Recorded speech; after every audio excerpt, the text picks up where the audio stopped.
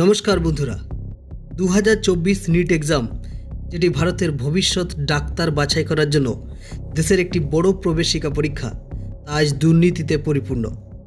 NEET একটি এমন পরীক্ষা যার জন্য প্রত্যেক পরীক্ষার্থীর বাবা মা তাদের জীবনের সমস্ত সঞ্চয় খরচ করে দেন শুধুমাত্র তাদের সন্তানদের ডাক্তার বানানোর জন্য।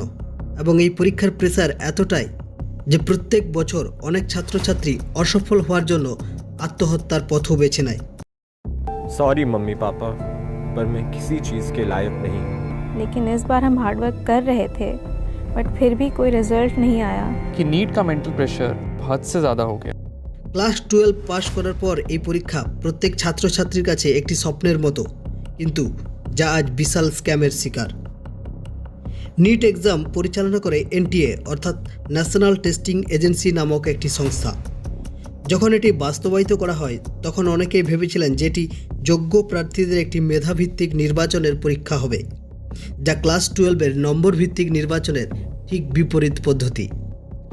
লোকসভার ফল প্রকাশের পর অর্থাৎ 4 জুন এনটিএ নিট 2024-এর ফলাফল প্রকাশ করে। পরীক্ষা পদ্ধতি, ছাত্রছাত্রী এবং ভারতীয় স্বাস্থ্যসেবার ভবিষ্যৎ নিয়ে এটা কতটা উপহাস ছিল তা প্রমাণ করে 720 নম্বরের একটি পরীক্ষায় 67 জনের ফুল মার্কস পাওয়া। এর মানে হলো যে আপনি ফুল মার্কস পেলেও দেশের শীর্ষস্থানীয় মেডিকেল কলেজ অর্থাৎ দিল্লির এমসে ভর্তি হতে পারবেন না, কারণ সেখানে সিট সংখ্যা মাত্র 50টি। তাহলে কে এমসে সুযোগ পাবে ও কে সুযোগ মিস করবে, সেটি এখন সবচেয়ে বড় প্রশ্নচিহ্ন তৈরি করেছে। তাহলে এখন এনটিএ কিভাবে সিদ্ধান্ত নেবে, বয়সের ভিত্তিতে নাকি আবেদন নম্বরের ওপর, যা সম্পূর্ণ একটি হাস্যকর ঘটনা। পরীক্ষা চলাকালীন পেপার ফাঁসের বিষয়টি ভাইরাল হলেও দেশের অনেক জায়গায় পেপার ফাঁস হলেও তা বাতিল হয়নি।